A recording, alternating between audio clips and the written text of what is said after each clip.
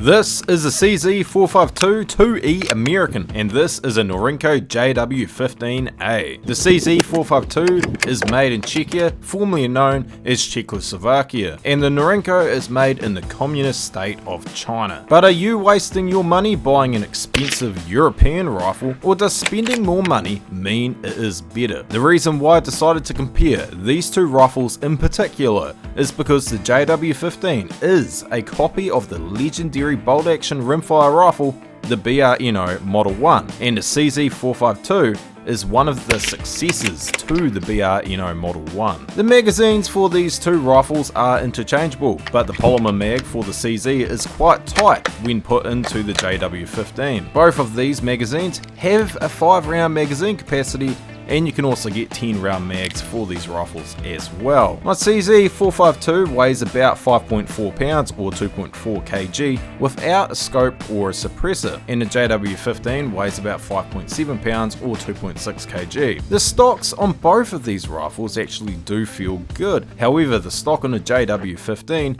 has no checkering and it genuinely looks pretty ugly. It has a thick layer of stain or some sort of paint on the stock, which does make it look ugly. There's also a blob of black paint on the tip of the rifle that is meant to imitate an ebony tip. The stock on the CZ452 genuinely actually looks quite beautiful and it pairs well with the checkering on the foregrip and the pistol grip. Both of these rifles did come factory threaded. The barrel length on the JW15 is 22 inches and the CZ452's length is 16.5. Other variants of the CZ452 do have varying barrel lengths, from 20 inches and 22 inches. Genuinely, I prefer a shorter barrel for spotlighting so there's less risk for the firearm to get knocked around. The triggers on both of these rifles are relatively good, however the trigger on the 452 does genuinely feel better to the touch. If I was going to use the JW15 a lot, I would actually do a trigger upgrade or attempt to adjust it myself. The machining on the bolt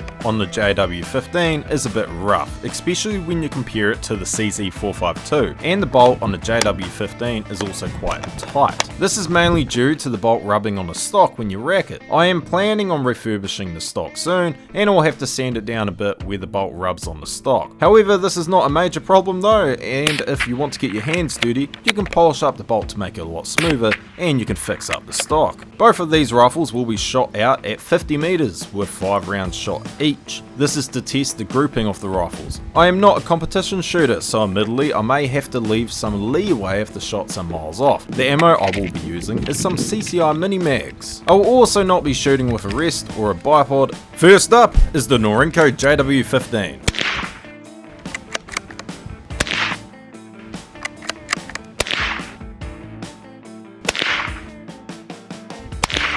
Now is the CZ452.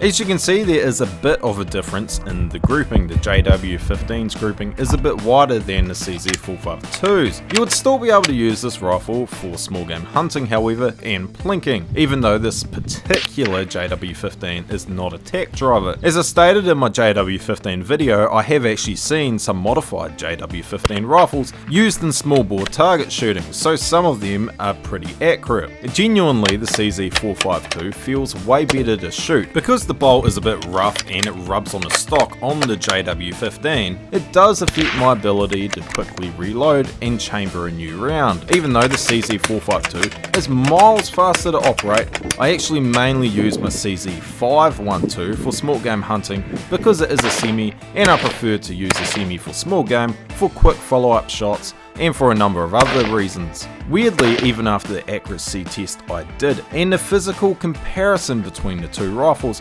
I do actually enjoy shooting the JW15. I have a sense that I do not care if the JW15 gets scratched up because it is a cheap rifle. However, if my CZ452 gets a significant scratch or a dent, I do tend to get a bit butthurt about it. If the action on the JW15 actually gets polished up and the stock was fixed, then the rifle would would be near perfect, but not as great as the CZ452. The JW15 is a good rifle if you want to get your hands dirty to polish it up and make it look relatively good without losing a lot of value. I do actually recommend these rifles, especially to those who do not have the equity to blow on a great quality bolt action 22. Because the JW15 is actually an okay rifle. At the end of the day, the JW15 is not a bad firearm. It is just cheap, and you have to remember that. There will be links in the comments for both videos I have made on the CZ452 and the video I made on the JW15. Now, thank you all for watching. I am Ben, and this is Ben Doing Things. I will see you all next time. Thank you.